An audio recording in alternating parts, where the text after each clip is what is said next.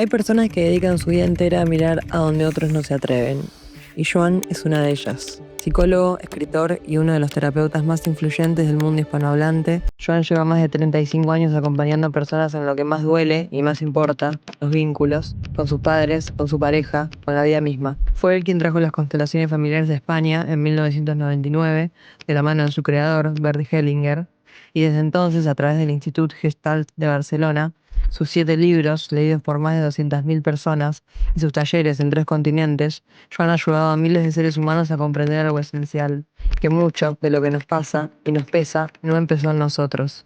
Su mensaje es tan sencillo como transformador: decirle sí a la vida, abrazar lo que es, soltar la pelea con lo que no pudo ser.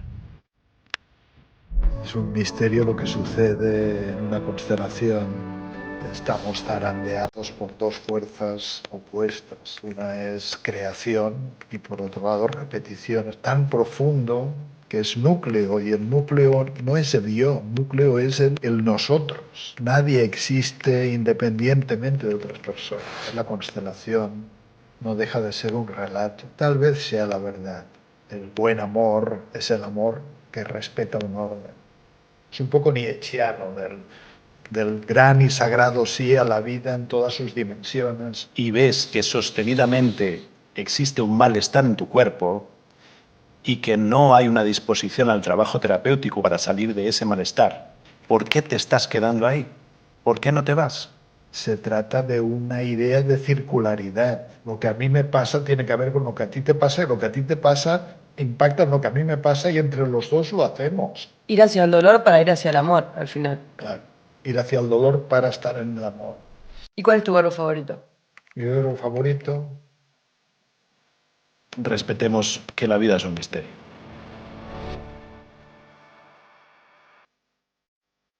Yo un día constelé, participé de una constelación. Fui muy curiosa y terminé también colaborando. Por lo poco que entendí de mi experiencia, entendía que había seguramente usé mal las palabras, entendía que había un campo energético que tenía una información que íbamos representando los ayudantes, los representantes.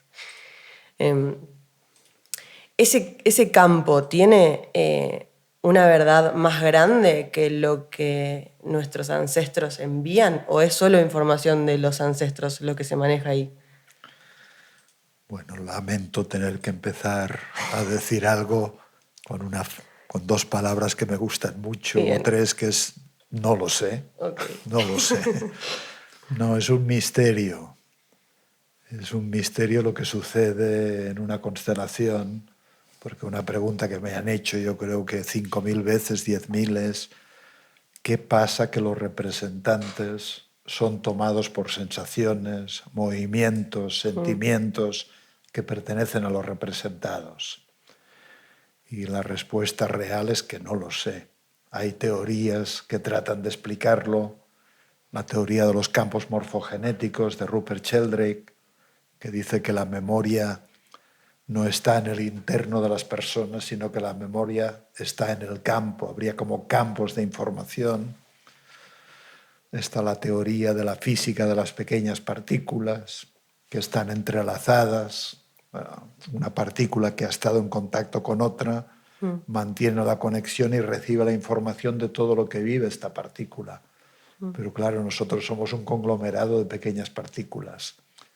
Mi impresión personal es mucho más sencilla y vendría a decir que la información está en todas partes, y que sí, que los campos guardan memoria y el tiempo se difumina y el pasado se hace presente, y a veces el futuro de alguna manera se puede intuir también.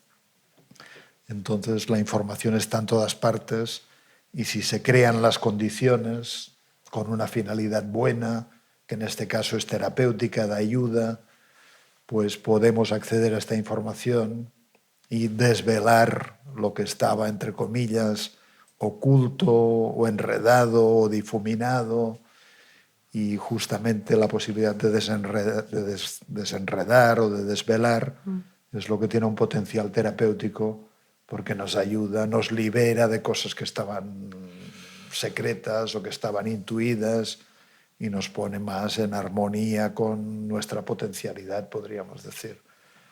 Pero a ciencia cierta, ¿de dónde viene esta información? Si es que los ancestros susurran desde el pasado información al presente, si es que hay un campo mágico o místico, la verdad no, nadie lo sabe. Lo que verdaderamente tiene valor es que Bert Hellinger le dijera al mundo, este fenómeno está sucediendo, porque yo creo que muchos terapeutas que trabajaban y yo mismo trabajé con imágenes y escenografía familiar, por ejemplo, yo hace muchos años, alumnos de terapia Gestalt les pedía en grupos de 3 o de 4, construye una imagen de padre, madre, hijo que consiga explicar quién eres. ¿Cómo? Que consiga explicar quién eres, cómo te has desarrollado en la vida. Un grupo de jóvenes dibujaba... O sea, no jóvenes, de personas. Okay. No dibujaban, sino es una escultura.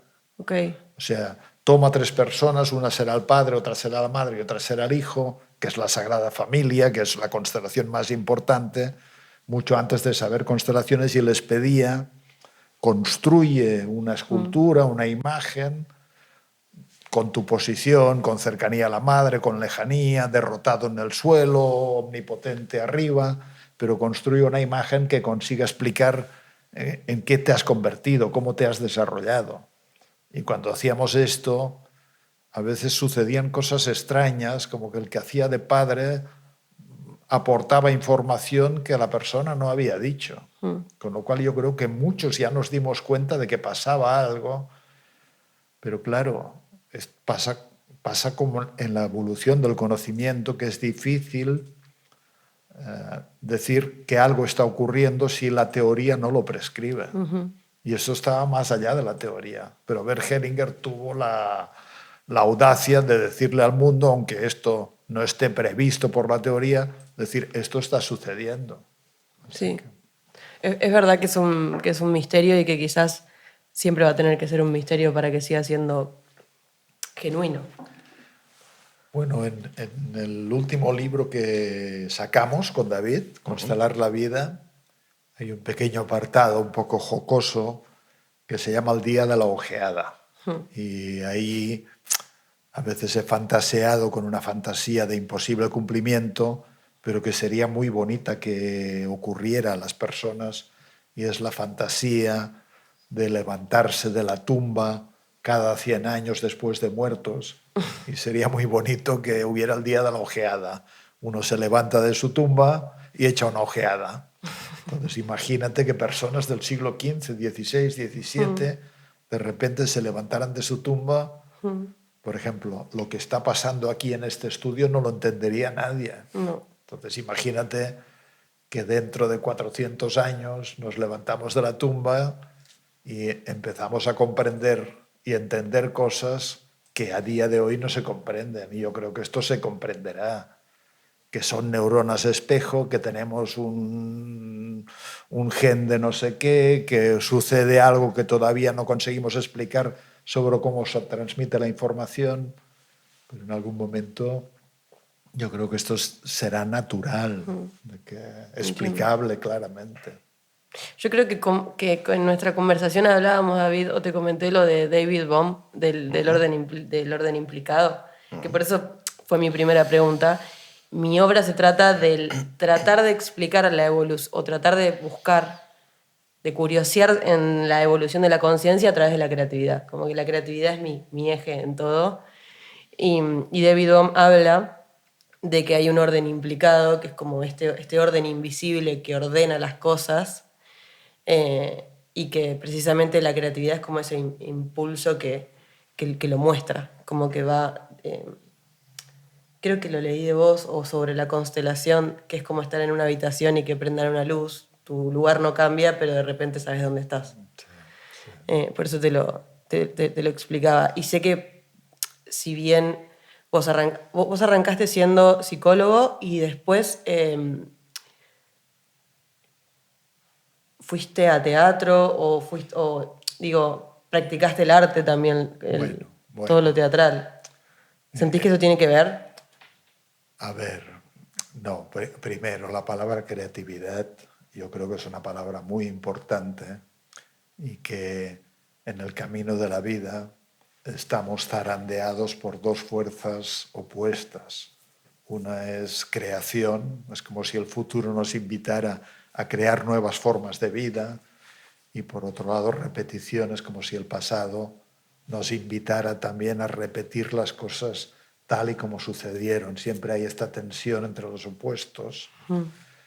Entonces es una bendición cuando las personas se inclinan o se conectan con aquello que el futuro espera de nosotros, y el futuro podríamos hipotetizar que siempre espera la realización de nuestro potencial, la plasmación de nuestros dones, y el pasado son un conjunto de deberías o un conjunto de limitaciones a veces que nos incitan a repetir, aunque ciertamente el pasado, cuando está bien alojado, son como pilares que sostienen nuestro camino hacia la vida, ¿no? A ver, no, a mí del arte siempre lo que más me interesó son las palabras, la literatura, lo que es la palabra escrita. Pero es cierto que en mi juventud me interesó mucho lo escénico, lo teatral también.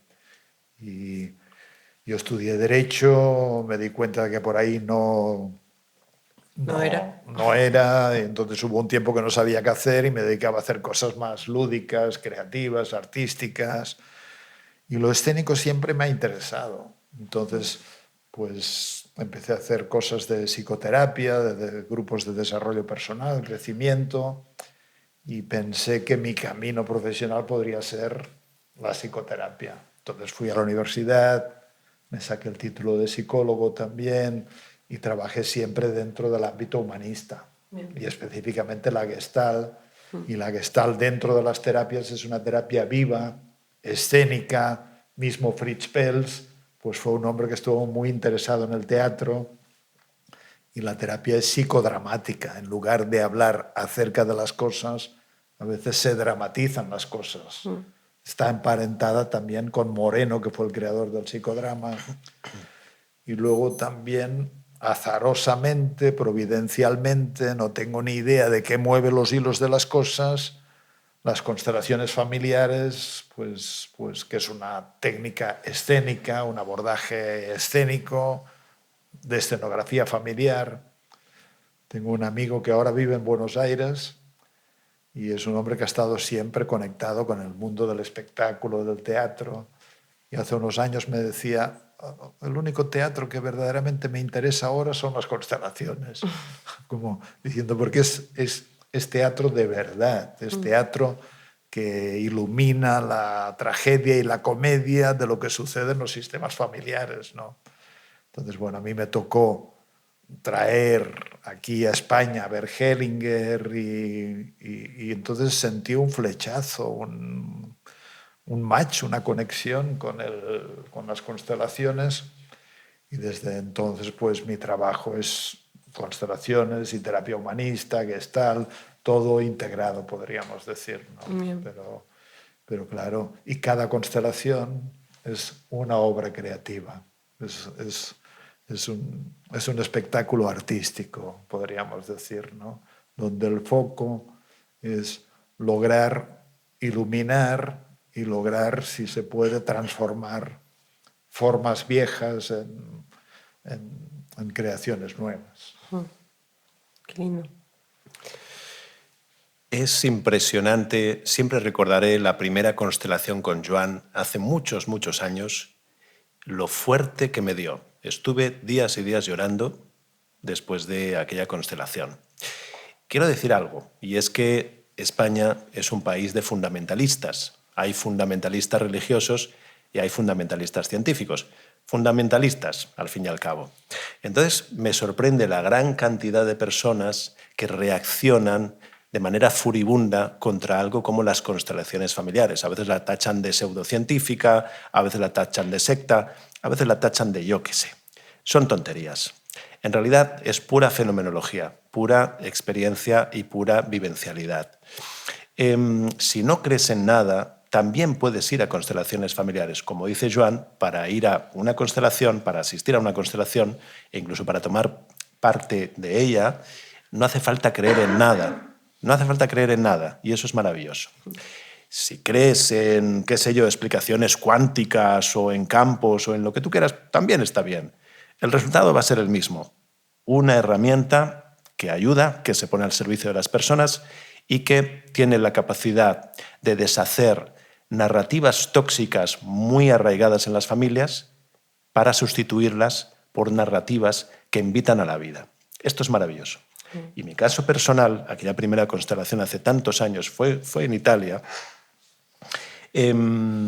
Recuerdo muy claramente cómo yo, un muchacho pues muy escéptico, incluso muy nihilista, de repente me vi en medio de aquella estructura escénica donde alguien que representaba a mi hermano mayor actuaba exactamente igual que en mi infancia actuaba mi hermano mayor. Esto es, oponiéndose físicamente a la violencia de mi padre y tratando de oponer una resistencia. Y era mi hermano mayor la única persona capaz de hacer eso, por su fuerza física, oponiendo una resistencia a la violencia exacerbada de mi padre y logrando detener su violencia. Esa imagen me impactó porque no había ninguna información. Nadie sabía absolutamente nada sobre mi infancia y esa violencia, y de repente se escenificó. Y de repente pasaron una serie de cosas alrededor con todos los demás personajes, es decir, mi madre, mis hermanas, mis hermanos. Pasó algo que yo en aquel momento definiría como una ópera, un concierto sinfónico de sentimientos que me traspasaron completamente y que lograron arrancar de mí un grito primal, ancestral, de dolor, no expresado hasta aquel momento. Tenía yo entonces 30 años, quizás, un poco más. Fue demoledor y al mismo tiempo profundamente sanador. Desde entonces he tenido el privilegio de asistir al trabajo de Joan durante pues, casi ya 20 años y de sorprenderme cada vez más con el conocimiento, la profundidad y la capacidad de servicio y de ayuda de su trabajo. Es impresionante. Entonces lo recomiendo muchísimo, siempre lo recomendaré y como digo, seas un escéptico, seas un furibundo creyente en lo que sea, puedes venir igual porque no vas a tener que comulgar con nada. Entiendo. Oye, me he quedado muy impresionado con tus palabras y te nombro ya directamente promotor comercial de mis talleres. Bueno, te voy a cobrar. No, pero es que claro, el trabajo terapéutico en general, o de naturaleza humanista o existencial, o el trabajo sistémico y fenomenológico de las constelaciones, es que no actúa en la periferia, sino que actúan los núcleos centrales que configuran una vida. Y estos núcleos centrales son las conexiones, los vínculos, el padre, la madre, los hermanos, los hijos, las parejas, los abuelos. Entonces esto tiene un valor catártico muy fuerte también y de reestructuración. De repente una constelación ofrece una imagen incrementada de dinámicas familiares que no se resolvieron o que trajeron dolor, y entonces es una oportunidad para integrar, reconstruir, reconciliar, hacer una catarsis de estos contenidos emocionales que quedaron suprimidos, podríamos decir. Y claro, mucha gente experimenta luego alivio, liberación, reconstrucción, un rehacimiento, un rehacer, este lugar tan profundo que es núcleo, y el núcleo no es el yo, el núcleo es el nosotros, porque nadie existe independientemente de otras personas. Entonces, es el lugar de las tramas que nos conectan a los demás, ¿no? Y por eso, en fin, obviamente una constelación ni suple a un proceso terapéutico, pero muchas veces acelera el proceso o estimula un proceso porque reordena estos lugares tan nucleares de cómo tenemos vividos en nuestro cuerpo tramas del amor y del desamor, podríamos decir, o del dolor. Así que... Tengo muchas preguntas.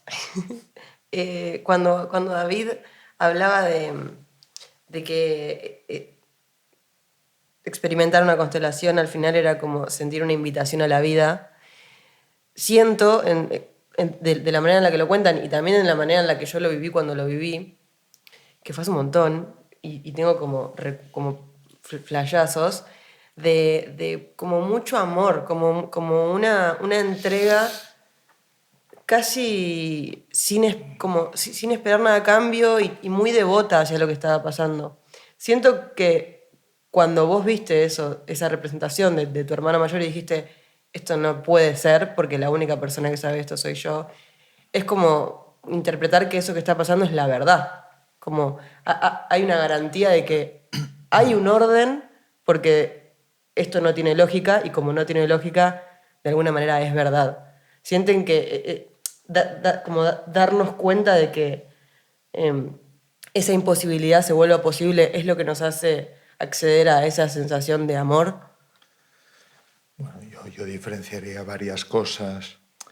Primera, y lo decimos en el libro de Constelar la Vida, aunque una constelación reflejara la verdad, yo creo que es mejor no tomarla como la verdad. Okay. Porque si tomas algo como verdad, puedes convertirte en devoto de una verdad, en lugar de y ahorrarte el trabajo de reflexionar, de integrar. Yo creo que en realidad la constelación no deja de ser un relato. Tal vez sea la verdad, pero mejor tomarlo como un relato con el que podemos dialogar.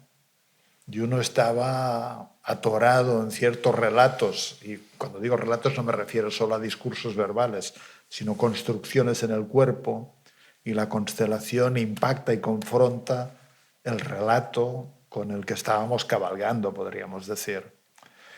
Y luego respecto al amor, es que yo creo que si somos sinceros, el amor es la energía y la realidad más profunda de la vida. ¿Por qué? Porque venimos del amor. Mira un bebito, ¿qué hace?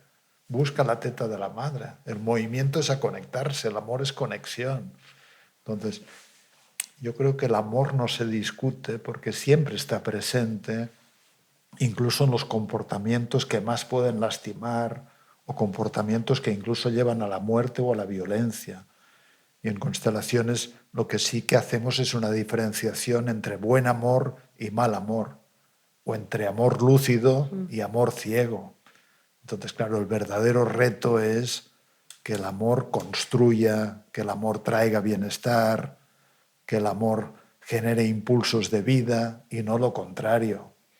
Y claro, a veces vemos en una constelación, qué sé yo, como un representante de un hijo.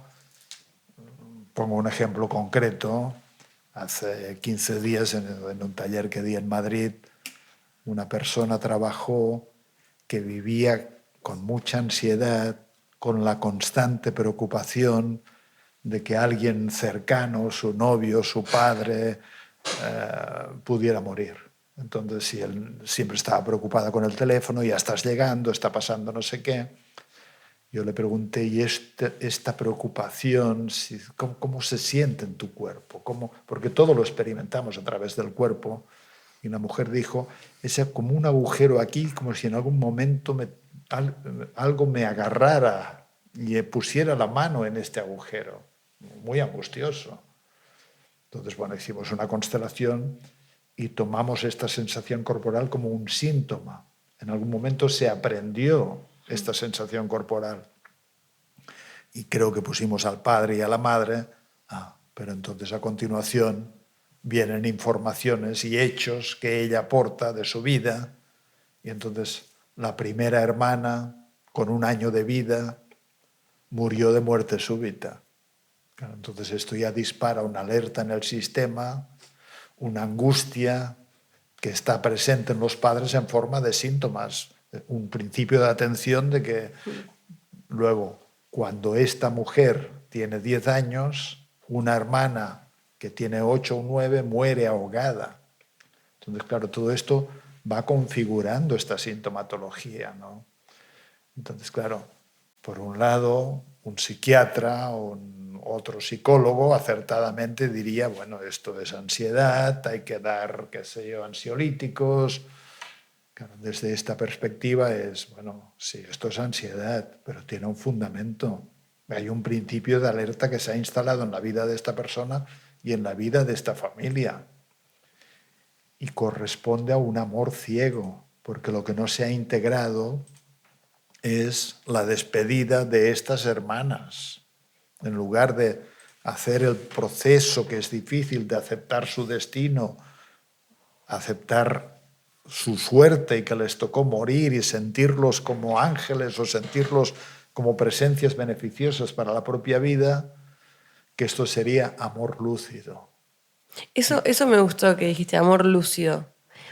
Yo leí una frase tuya que decía, el amor no alcanza, necesitamos el amor bueno. Bueno, sí. ¿Cuál es el otro amor? Bueno, en realidad, en la teoría oficial de las constelaciones, el buen amor es el amor que respeta un orden.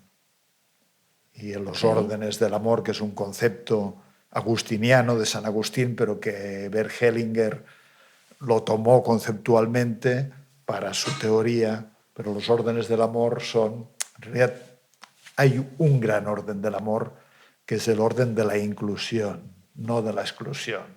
Y el orden de la inclusión es mi padre sí, mi madre también. Y todos tienen derecho a formar parte. Y el orden del amor es inclusivo con todo aquello que la vida fabrica, aunque sea doloroso. Es un poco nietzscheano del gran y sagrado sí a la vida en todas sus dimensiones. Claro, como la vida duele, a veces incumplimos el orden del amor y decimos, como esto duele, le digo que no. En la realidad podemos apartarnos de lo que nos duele, pero ¿cómo apartarnos de una madre que nos duele que haya fallecido cuando nosotros teníamos 12 años, por ejemplo? Entonces, para que no duela, lo olvido, o de un padre que nos dio la vida pero luego se fue. Siempre hay argumentos y motivos para excluir, para rechazar, pero el alma profunda no conoce el lenguaje de la exclusión, sino que siempre es copulativa. Esto sí y lo otro también. Entonces, cuando avanzamos en esta grandeza del corazón, el amor se convierte en dicha, podríamos decir, se convierte en bienestar en la vida, porque si no siempre estamos parapetados defendiéndonos de algo. Y luego también es cierto, y este sería el segundo orden del amor, es que cuando no logramos integrar e incluir aquello difícil que sucedió, en el caso que hablé, a estas hermanas que les tocó esta suerte, este destino de morir tan pequeñas, entonces, cuando no aceptamos, no integramos, no incluimos esta realidad, energéticamente nos debilitamos. Y aquello no integrado debilita energéticamente al organismo y dificulta que podamos tomar nuestro lugar con claridad. Por ejemplo, esta mujer toma con claridad su lugar en la vida o una parte de ella en realidad quiere morir siguiendo a sus hermanas. Entonces, claro, el buen amor también dice, importa mucho estar en el lugar que te corresponde. Y el mal amor no está en el lugar que le corresponde, y entonces la madre, en lugar de tomar su lugar de madre, está más enganchada a una expareja o a una violación que sufrió o a una madre que perdió.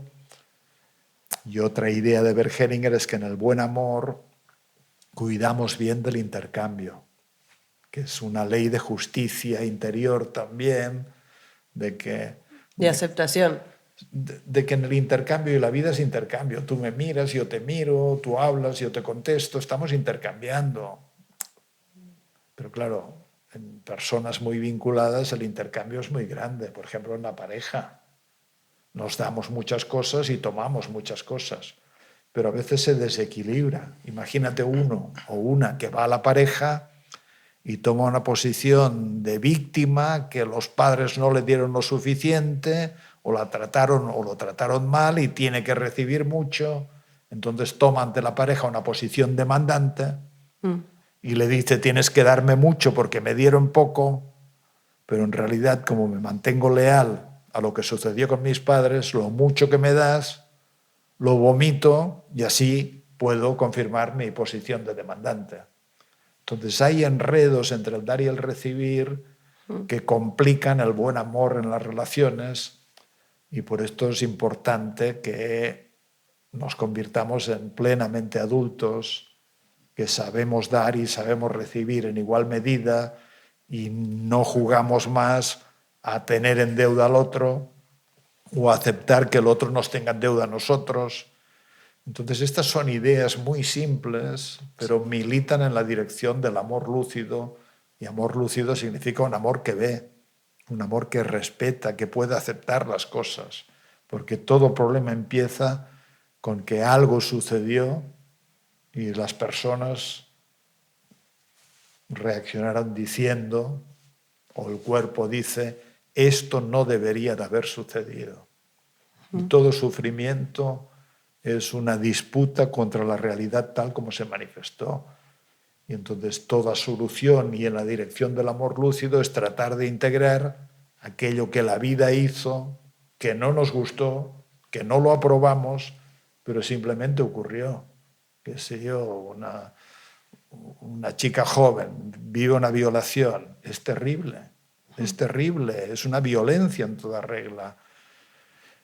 Por favor, que se ocupe de trabajar terapéuticamente, que se ocupe de integrar esto, que jamás hubiera elegido, que jamás hubiera probado, que es una violencia en toda regla, porque si no la alternativa es una vida desdichada, regalándole a este acto tan traumático mucha desdicha y sufrimiento posterior. Por eso siempre lo importante es cómo miramos a la realidad, aunque sea adversa, aunque sea inclemente, y tratamos de integrarla. Y esto es el principio básico, podríamos decir, y de hecho no lo dicen solo las constelaciones, sino que hay multitud de abordajes, sobre todo en el ámbito humanista y existencial, que nos vienen a exhortar de la importancia de mirar de frente las cosas en lugar de huir, de integrarlas y hacer el proceso de transitar lo doloroso y lo difícil emocionalmente, pero para llegar a la orilla del amor, transformar dolor en amor, porque si no la alternativa es del dolor vivido generamos más y más sufrimiento. Es como una especie de ir hacia el dolor para ir hacia el amor, al final. Ir hacia el dolor para estar en el amor. Okay. Sí. Decía este filósofo Cioran, decía: la mayoría de las personas les falta la audacia de sufrir para dejar de sufrir. Es decir, entrar en lo que duele para salir de lo que duele. Pero claro, es un reto y a veces no es posible sin buen acompañamiento. Y ya no hablamos del mundo infantil también. El mundo infantil, para integrar ciertas cosas, ¿cómo integra un niño de 8 años perder a un padre? Pues es difícil, es difícil. Y ahí importa mucho pues la madre, los otros adultos, cómo los otros integran las cosas, y los hijos siempre están mirando y absorbiendo lo que hacen los mayores. Bueno, en este sentido, a mí me gustaría aportar 2 claves de las muchas que he aprendido de Joan durante estos años.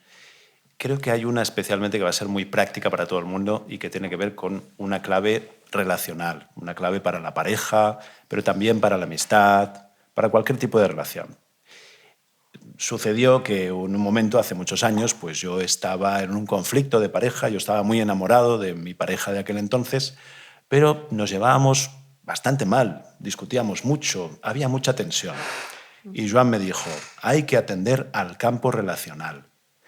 ¿Qué es atender al campo relacional? Y aquí va la clave. Tú y yo tenemos un campo relacional. Hay algo que sucede que tiene que ver con los dos. Vamos a estar atentos a ese campo. ¿Cómo es? ¿Cómo te sientes físicamente? ¿Cómo se siente tu cuerpo cuando me ves, cuando estás cerca de mí? ¿Cómo te sientes? ¿Bien, mal, regular? ¿Estás en alerta? ¿Estás tensa? ¿Estás relajada, serena? Contesta, puedes decir la verdad, ¿eh? Si te sientes fatal, lo aceptaré. Sí, me siento bien y siento curiosidad y siento que siento que recibo mucho más de lo que doy. Muy bien.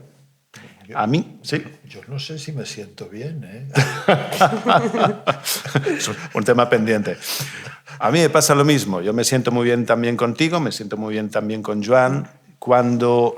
Pregunta Sí. rápida, ¿hay un campo relacional también entre tres o hay uno por cada dos? Buena pregunta. No. Hay un campo relacional entre tres también. Ok. Incluso un grupo. Ok. Un grupo de 80 personas es un campo relacional. Ok.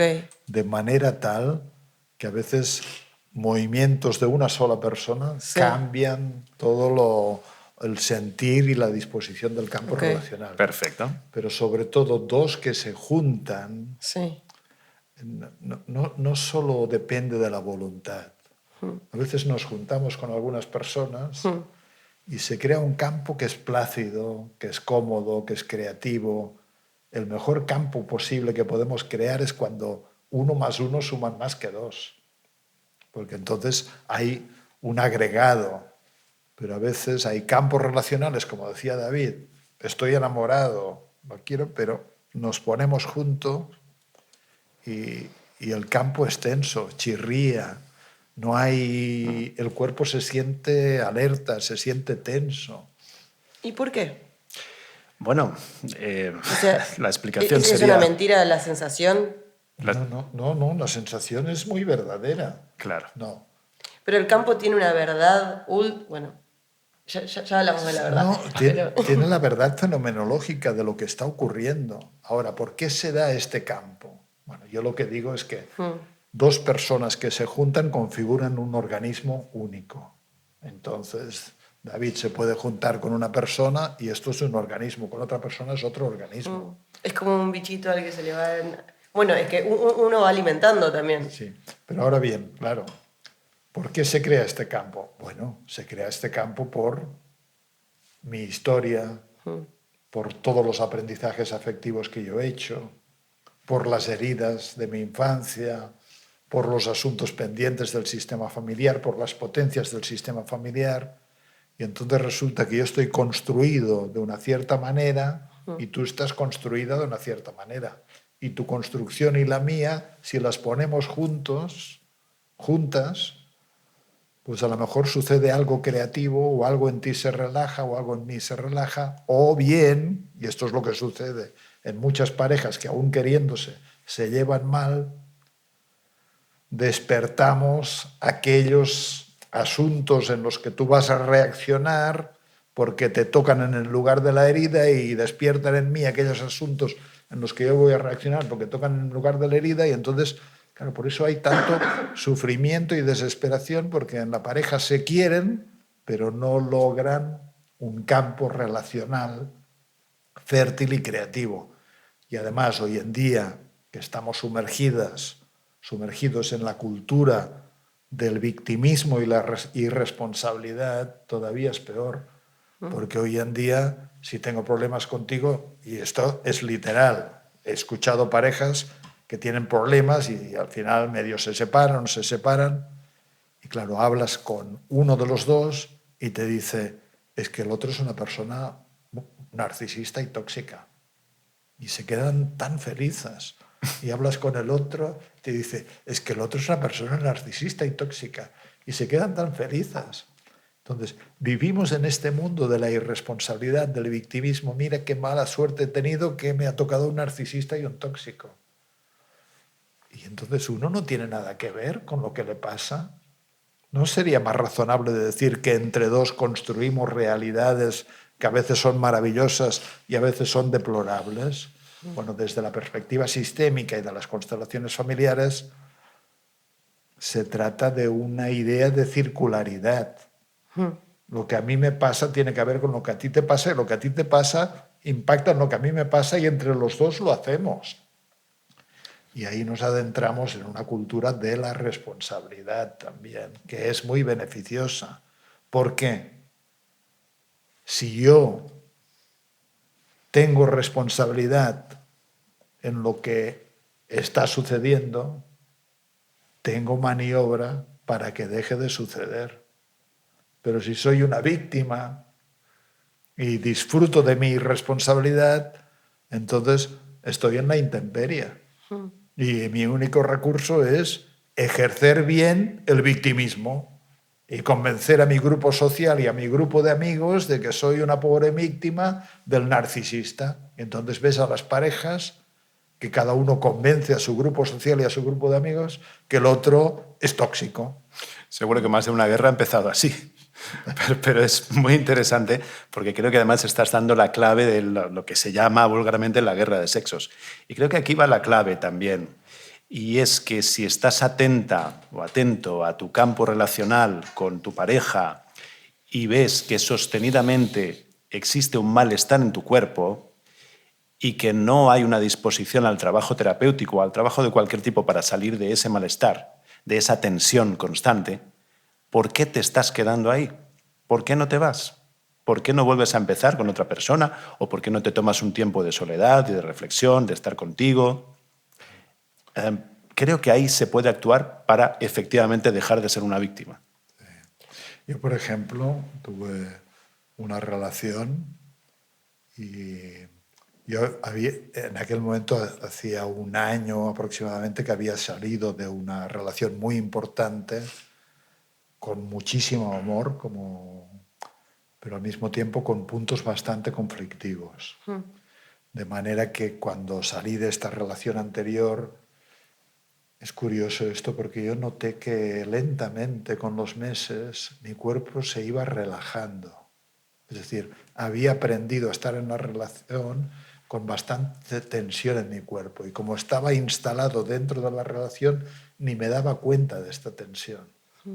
Entonces, al cabo de un tiempo, empecé una relación y recuerdo literal que la primera o la segunda vez que estuvimos juntos amorosamente, íntimamente con esta persona, que uno no se conoce mucho todavía, y fuimos a dar un paseo y yo tenía una sensación como no hay que hacer nada, de paz en mi cuerpo.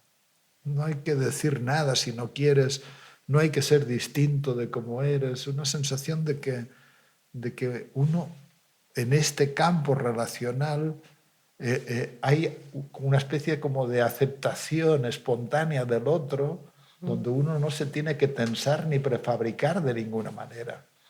Y al mismo tiempo también, desde mi lado, había una aceptación donde el otro... Es decir, esta es la tranquilidad de los cuerpos, no tener que ser distintos de lo que somos a cada momento también, ¿no? Así que el concepto de campo relacional, claro, yo creo que es muy importante y como dice David también, claro, a veces nos empeñamos y he visto parejas 15, 30 años empeñándose, luchando y uno dice, ¿no sería mejor rendirse a veces? O, por ejemplo, también a veces dicen, la queja es que no me trata bien. Bueno, si esto es crónico y no te sientes bien tratado, vete, no te quedes ahí donde no te sientes bien tratado. Pero ¿por qué la gente se queda donde no se sienten bien tratados? Pero habíamos hablado del que el dolor no era el camino al amor. O sea, si uno busca las relaciones, la tranquilidad y termina teniendo una vida tranquila en la que no se enfrenta a esas sombras. No. Es el campo relacional, es un espacio de confianza y es un espacio de seguridad y de paz en el cuerpo. Y desde este lugar es más fácil encarar los conflictos que van a sobrevenir también. En una pareja hay conflictos creativos y hay conflictos al pedo. conflictos que reproducen y reproducen, Ok. y conflictos que sanan y liberan, ¿no? Ok. Pero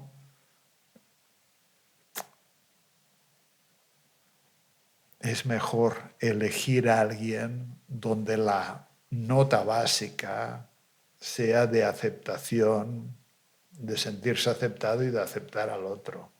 Y no la nota básica sea, qué sé yo, tú me despiertas todos los fantasmas de mis heridas y de mi historia familiar, porque entonces el campo, aunque Claro. lo intentemos, será demasiado, ¿no? Bien.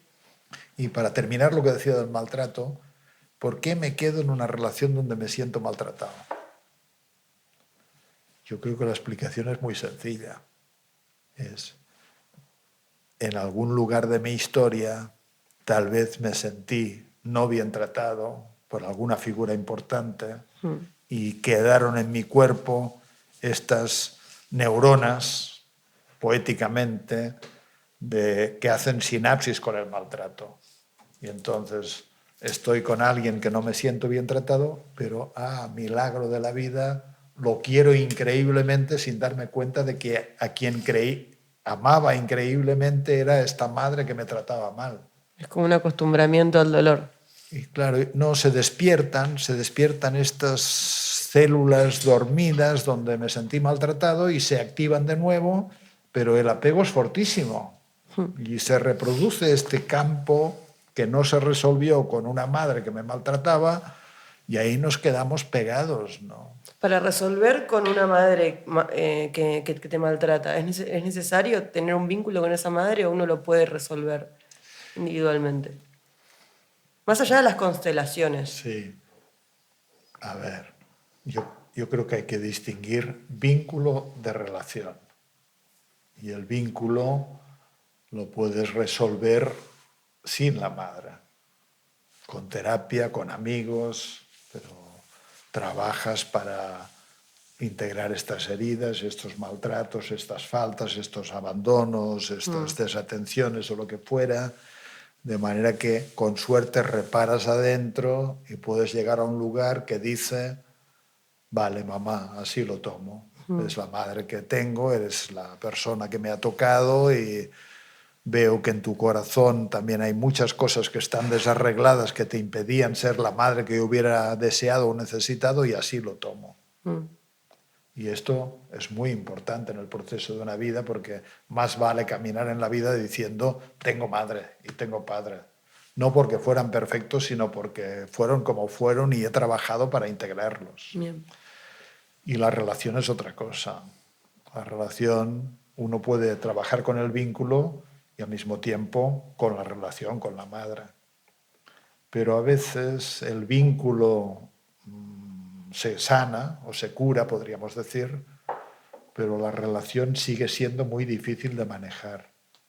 Entonces, Por el campo relacional. claro, es como diciendo, hay personas que a veces hacen un proceso terapéutico, sienten el amor o sienten la paz o la aceptación de la madre, pero cuando van a la casa y la madre lo primero que los dice es, ay, hijo mío, hace mucho tiempo que esperaba que vinieras a verme y ahora que vienes no sé si estoy tan contenta.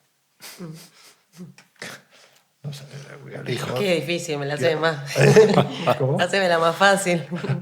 No, claro, entonces, y el hijo que venía con otra disposición, de repente vuelve a engancharse a las sensaciones Claro. tan conocidas de su vida y ya tiene ganas de irse. Sí, sí. Entonces, bueno, a veces la relación hay que manejarla con distancia, con cuidado. Y a veces la relación cambia cuando cambias el vínculo y a veces no. Nos estamos metiendo con la madre, falta meternos con el padre. Bueno, es que, bueno, métete con el padre, pero ¿Podemos- es lo mismo, madre, ¿Podemos padre. Es lo definir mismo, a es la lo mismo. madre y al padre en una palabra? ¿Cómo? ¿Podemos definir a la madre y al padre simbólicamente en una palabra? O sea, lo parental, quieres decir, definirlo como cuál es el lío con ellos. Sí. Podemos. Y hay gente que no para de hacerlo, pero no hay que olvidar que serían meros símbolos, mera Sí. palabrería y nos alejamos de la realidad, ¿no? ¿Pero hay algún trabajo que sea más del lado maternal y un trabajo más específico del lado paternal que uno tenga que hacer? Cada trabajo en constelaciones es específico en sí mismo. Es que hay tres, hay tres figuras, no dos. Hay, claro, el padre, la madre y los padres. Y claro, porque en realidad lo que pasa entre los padres es muy importante para el hijo. Y lo que yo vivo respecto a mi padre también está muy condicionado con cómo mi madre mira a mi padre, con cómo yo miro a mi madre. Por ejemplo, es muy prototípica la dinámica donde uno siente, ay, mi padre es realmente extraordinario y mi madre, tengo muchas dificultades con mi madre. Pero entonces miras la dinámica y ahí hay trampa, porque el padre se conecta con la hija, por ejemplo, como si fuera un ser absolutamente especial, como si esta hija para el padre representara a su propia madre o a un amor que ha tenido. Y claro, y la madre, todo esto ocultamente queda desplazada y entonces la hija se siente una rival de la madre y la madre está enojada con la hija porque tiene esta hiperproximidad con el padre. Entonces, claro, es que hay enredos que implican a todos, ¿no? Pero en un escenario, podríamos decir, ideal, pues la madre se puede decir, el símbolo de la madre sería la abundancia, sería la creatividad, la fertilidad. El símbolo del padre sería pues la acción, la audacia, acción creativa en el mundo, ¿no? Creo que hay un asunto, y sería la segunda gran idea o una de las grandes ideas que he aprendido de Joan y que me han ayudado realmente. La primera era el campo. La primera era el campo. Bien. La segunda es la diferencia entre lealtad desdichada y deslealtad dichosa. Esto es un asunto que, si se comprende, puede dar luz sobre mucha de nuestra problemática amorosa. Lealtad desdichada significa aquello que hacemos para, digamos, estar en contacto con esa herencia amorosa tóxica o con los pedidos tóxicos de nuestra familia. Digo tóxico por a falta de una palabra mejor, que no se me ocurre ahora mismo. Seguro que Joan luego me corrige. Con razón. Yo soy muy mal discípulo, muy mal alumno. Pero creo que se entiende muy bien el concepto. Lealtad desdichada. Yo soy fiel a lo que el sistema está esperando de mí y lo que pasa es que soy desdichado. Deslealtad dichosa significa que consigo ser libre de esas expectativas neuróticas del sistema. Y esto es lo que cada padre y cada madre espera de sus hijos, en realidad. En última instancia, un padre o una madre lo que quiere es que su hijo o su hija sean libres. Esa deslealtad dichosa es muy importante. Si nos atrevemos a jugarla, seguro que los padres van a ser más felices y seguro que un hijo o una hija va a ser más feliz. Como digo, en esta clave se resumen muchas de nuestras problemáticas amorosas. Maestro, por favor, ilústrenos. No, creo que lo has explicado muy bien. Menos mal. Aprobado. No, a ver, a veces pregunto en los talleres a los que son padres, les pregunto,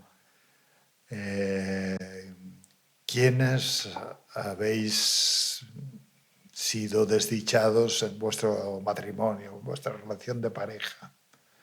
Y entonces algunos, claro, desdichados es una palabra fuerte, porque esto va por temporadas, pero quienes tuvieron problemas significativos y tuvieron que separarse o divorciarse, muchos levantan la mano. Y entonces les pregunto, ¿quiénes deseáis que vuestros hijos os sean leales teniendo conflictos de pareja y teniendo malestar en la pareja? ¿O quiénes deseáis que vuestros hijos estén bien en pareja? Y es muy bonito porque los padres siempre desean que los hijos estén bien, no que sean leales, no que repitan sus problemáticas. Así que hay una dinámica muy común en los hijos que dicen: yo como tu papá, yo como tu mamá, yo me enfermo en tu lugar, yo cargo la tristeza contigo, yo me enfado con los hombres o con las mujeres en tu nombre. Y todo esto son lealtades, lealtades y cargas que heredamos o que tomamos. Pero claro, por eso, como dice David, es importante la deslealtad. Y la palabra deslealtad es fea, tiene mala prensa, es desprestigia, pero la clave es deslealtad dichosa. Es decir, imagínate, que es muy típico también, que te has criado en una familia donde la madre o la abuela o las abuelas se sentían limitadas o dominadas por sus maridos, por los hombres. O al revés, pero imaginemos esto. Entonces ahí ha quedado larvado un sentimiento de injusticia, de enojo, de rabia. Y entonces la nieta, qué sé yo, tiene una relación con un hombre y tiene rabia con este hombre. Pero este hombre la trata muy bien, hay una sensación de paridad, de igualdad. Entonces, ¿de dónde surge esta rabia? Entonces, pues vemos que es una lealtad a la madre, a las abuelas. Casos reales, ¿eh? Un caso real, que una mujer trabaja y dice, es que mi problema es que tengo rabia, me sale una rabia de no sé de dónde viene con mi marido, y yo mismo me digo que esto no tiene sentido porque la verdad es que es muy buena persona y me trata muy bien, pero no puedo, no tengo estos. Entonces, bueno, y ahí pues rastreando un poco, el abuelo materno, creo que es el materno, pues dejó a la abuela o se fue con otra mujer, la abuela quedó muy enojada, entonces el mensaje que se transmite es, qué sé yo, enojo y rabia con los hombres porque vete a saber por qué. Entonces, claro, si la nieta mantiene la lealtad, que a veces es larvada, es oculta, no es tan transparente a la abuela, pues significa más problemas en su relación. Si es desleal y dice, abuela, a ti te tocaron cosas difíciles, veo tu sufrimiento, veo lo que te pudo doler cuando el abuelo se fue con otra mujer y todo esto lo respeto como parte de tu vida. Pero por favor, mírame bien si yo tengo una buena relación. ¿Y crees que en el intento de ser desleal, hoy no corremos el riesgo de caer en algún tipo de individualismo? De tomarnos a nosotros como lo más importante del desarrollo de esa conciencia amorosa. Bueno, Hoy, por cómo sí, veo yo sí. No, esto sería, es decir, es un riesgo de que uno se levanta y con su rebeldía y dice, aquí os quedáis, yo soy yo, o lo que decimos en Gestal, yo soy yo, tú eres tú. O sea, ¿cómo plantearse un freno ahí? Puede ser una fase del camino, pero es que en realidad la deslealtad dichosa es el mayor regalo que uno puede hacer a su sistema familiar. Y es lo que mantiene una profunda vinculación. Okay. Y esto es muy real. Yo tengo hijos grandes y cuando ves que toman su camino, que hacen las cosas a su manera, en realidad lo vives como una liberación y también como un reconocimiento y como un sentir, bueno, dentro de los múltiples errores que he cometido como padre, pues no ha sido tan grave porque ellos están siguiendo su propio camino. Y justamente el que tenga la posibilidad de seguir su propio camino a su propia manera es lo que nos conecta de una manera más sincera, ¿no? Otra cosa es la rebeldía, y la rebeldía no deja de ser una forma de lealtad a la inversa. Es decir, mi padre, que viene de la familia de arquitectos y yo debería de ser arquitecto, y yo digo, a la mierda, no seré arquitecto, seré, qué sé yo, carpintero. Terapeuta, mucho Pero peor. seré terapeuta. Y entonces, bueno, ahí no, en realidad no hay una deslealtad dichosa. Hay un permanecer en una guerra a través de la rebeldía y de la oposición. Claro. Pero la referencia sigue siendo el otro. Bien. Yo te diría además que yo sospecho que el individualismo extremo tenga más que ver con la lealtad desdichada que con la deslealtad dichosa. ¿Me explico? Cuando una persona, pongamos un hombre muy agresivo en los negocios, sale al mundo con esa carga de un extremo individualismo, lo que implica también una extrema voracidad en cuanto al dinero, sacar provecho, ser ventajista, habrá que suponer que seguramente tiene una serie de mensajes familiares que tienen que ver con desconfiar de la humanidad, con que uno solo se salva solo, es decir, con todo ese individualismo que al final también podemos asimilarlo a una enfermedad del alma. Entonces, para acceder a una cierta felicidad, sea lo que sea, o a un cierto bienestar, uno tiene que tener valores, tiene que poder confiar en que la humanidad es una buena idea, en que compartir, en que vincularse, estar en tribu, en comunidad, todo eso son valores positivos, valiosos. Fijémonos en Elon Musk. Elon Musk, pobre desgraciado, el otro día tuitea una frase: el hombre más rico del mundo, un hombre con una voracidad ilimitada. Tuitea: el dinero no da la felicidad. Pues claro que no, estúpido. Ahora te das cuenta. Pobrecito, estaba en la Super Bowl con un palco enorme, completamente solo, chateando, supongo que viendo vídeos en su teléfono, absolutamente aislado.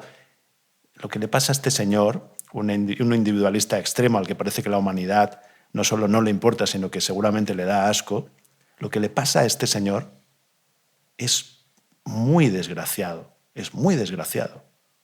Es terrible. Y lo padecemos todos, porque tiene mucho poder. Yo creo que ahí nos iríamos al tema también de la salud mental actual. ¿Cuál es tu veredicto? No, pues, es decir, Hay un campo relacional que somos todos, ¿no? ¿Cómo está ese campo El relacional? de la humanidad entera. Sí. Muy interesante. ¿Cómo lo ves? no, yo creo que para la salud del cuerpo y para la salud del alma se necesita la pertenencia a una comunidad segura, que te mira bien, que te acoge, hagas lo que hagas o sientas lo que sientas. Hoy en día está tan acrecentado y prestigiado el valor del individualismo, que el yo está un poco, sí, tiene mucha libertad, pero está en la intemperie también. Y luego estamos a merced de los golpes constantes de los unos contra los otros. Porque, entonces esto no es mamífero. Para tener salud mental y física, pues tiene que haber un grupo, unos otros, por quien te sabes querido y aceptado, y a los que quieres y aceptas también, ¿no? Y hoy en día estas comunidades significativas, pues yo creo que en muchos lugares brillan por su ausencia. Hay demasiado aislamiento, demasiada soledad, demasiada desconexión, seguramente por el abuso también de los medios electrónicos y digitales. Entonces, claro, se van secando las neuronas del bienestar que se obtienen a través del contacto, a través de la relación real, de una conexión real con el otro, ¿no? Muy cierto. Pero mismamente la idea, ¿cuánta gente vive sola? Bueno, por un lado es un logro, pero por otro lado es un padecimiento. Y se ha ido progresando en esta dirección de vivir en comunidades o en pequeños pueblos, a grandes ciudades, de vivir en familias amplias, familias padre, madre, hijos, a vivir ahora solos y nos vemos el viernes.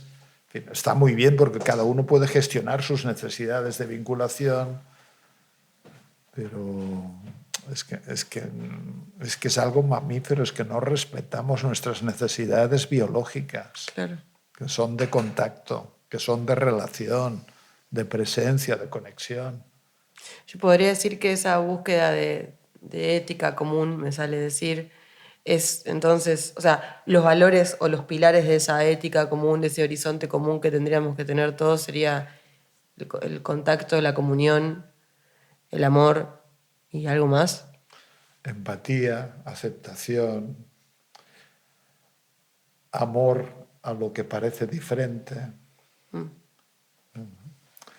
Pero esto debería de ser natural. No, Sí. no es necesario abanderarlo. Hoy en día se Bueno, golpea. ¿no es necesario hacer política de esto? En algunos países quizás sí. Ok. Pero es que justamente este es el problema, que haya que hacer bandera de esto. Porque si hay que hacer bandera quiere decir que no fluye espontáneamente la aceptación. Pero todo ser humano en sí mismo, No y lo podemos abandonar. con independencia de las formas que tome, merece ser querible exactamente como es. Y este principio debería de estar insertado en la cultura de todas partes porque es un principio de salud social e interpersonal y personal también, ¿no? Así que bueno, tal vez sea necesario hacer bandera, pero claro, bueno, yo no sé cuál es la solución, sinceramente, pero, pero creo que gastamos mucha energía en enfrentamientos que, que no pertenecen a la verdad profunda de las personas, que pertenecen a las lealtades a mi grupo cultural, a mi grupo Claro. sexual, a mi grupo patriótico. A la mierda. Antes que esto o lo otro, pues somos fuego divino que nos hermana y nos iguala, ¿no? Como decía Schiller, todos somos hijos del mismo Padre amoroso bajo las estrellas, ¿no? Pero, claro, luego, ¿Qué es el Padre amoroso? bueno, Dios, el Dios no como concepto, sino como conciencia, como entelequia, como misterio. Es que el fuego divino es igual para todos. Es Bien. que luego tú eres argentina, yo soy de aquí, tú te llamas Juana, todo esto son ya construcciones, formas, qué sé yo.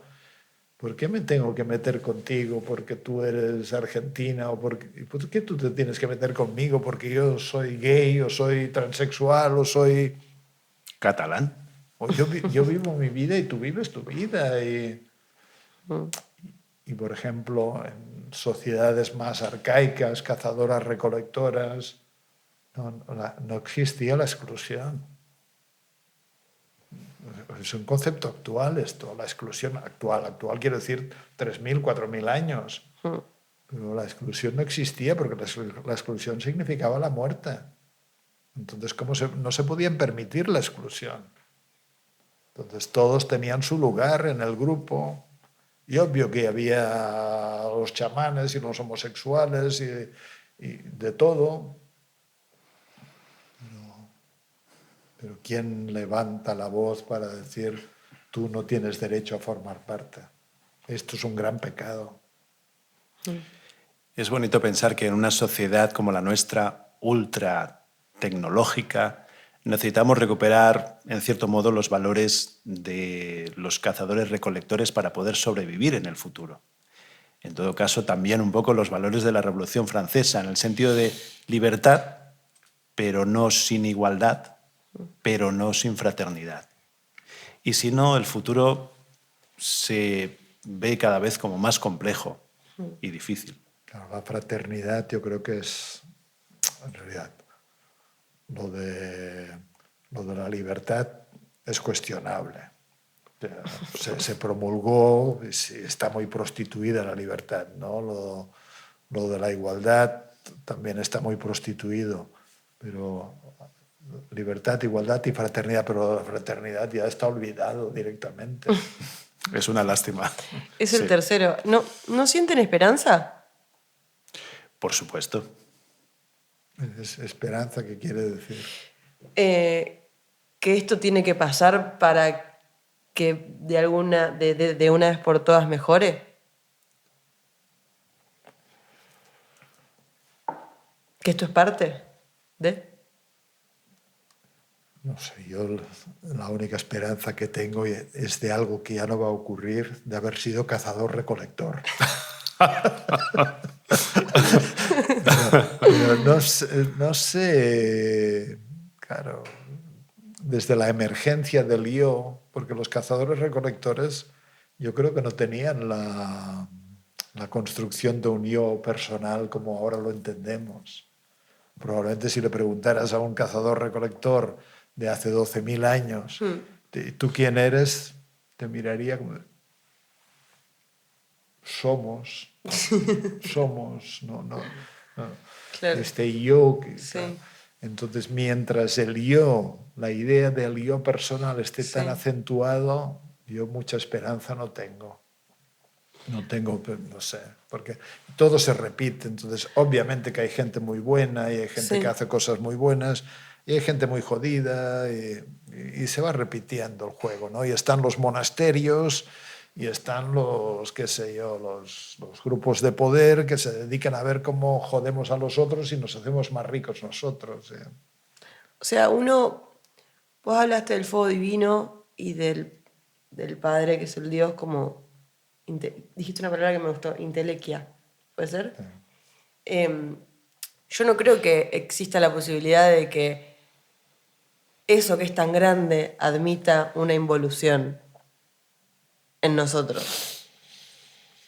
Pero es una opinión mía de que siento que de alguna manera todo, quizás es porque soy muy joven, está bien y va a estar bien. Y tiene que pasar para que aprendamos esto que tenemos que aprender. Sí, por ejemplo, no, mira, lo estaba pensando, claro, aquí hay un diferencial de edad importante, de ciclo de vida, ¿no? Yo en lo que sí que tengo esperanza es que los jóvenes, como tú, vais a tener una buena vida. O sea, de esto no tengo duda. Pero esta buena vida estará sumergida también en el clima que vivimos ahora, que se vivió hace 100 años, que se vivió hace 200 años. De lo que no sé si tengo tanta esperanza es de que haya un verdadero cambio global y social, ¿no? Que se restaure este sentimiento más fraternal, de fraternidad, ¿no? Tal vez todo deba ir a peor todavía para que luego mejore. Y ojalá que sea así. Yo tengo esa esperanza y sobre todo tengo la esperanza de que mis hijos tengan una buena vida. Sí, esto seguro, esto seguro. ¿Qué ¿Cómo sé yo? estamos de Bueno, yo tiempo? me levantaré de mi tumba, Mal. echaré una ojeada y... Eso te iba a preguntar y terminamos con preguntas rápidas, de respuestas rápidas. Vale. ¿Qué crees que te diría el Joan de 100 años en esa ojeada si sale por la puerta y... O sea, dentro de 100 años, cuando me levante de mi tumba... O sea, ¿Qué crees que dirás? ahora, pasaron 100 años, Sí. se levantó Joan de su tumba Sí. y vino y te dice algo. ¿Qué crees que te diría? No. Que me diría Sí. ahora, A vos.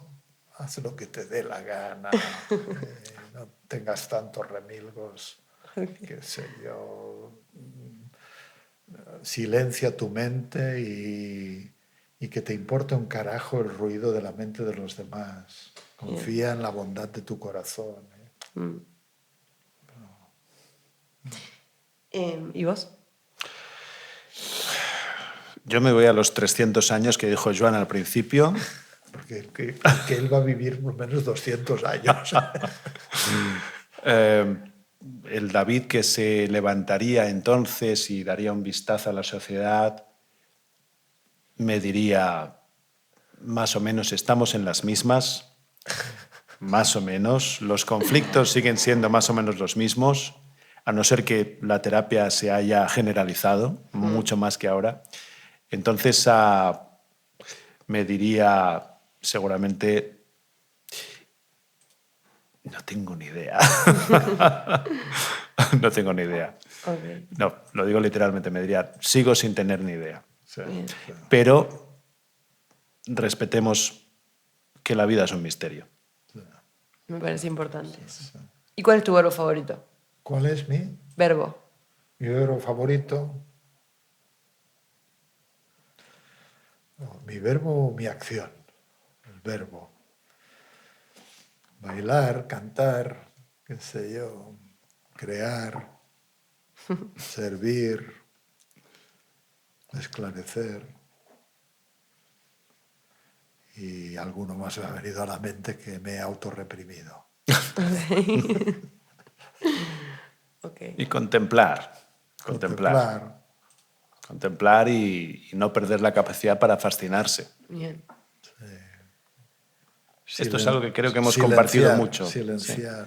Sí, y esto es algo que creo que hemos podido compartir mucho en los ambientes donde nos hemos movido, donde hemos aprendido también esta capacidad para contemplar y fascinarse de que la vida también es algo muy creativo, las personas también son muy creativas.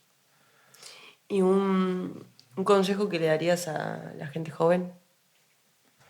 A la gente que recién está arrancando a vivir. No, que les espera vida buena y que todo está a favor aunque no lo parezca, que no desesperen y que disfruten de la omnipotencia y la arrogancia que regala la juventud, pero que se muestren disponibles para reconocer la humildad cuando entran a la casa porque les hará bien, que no sean ideólogos, que miren con el corazón, no con la ideología. Hermoso. Muchas gracias. Gracias.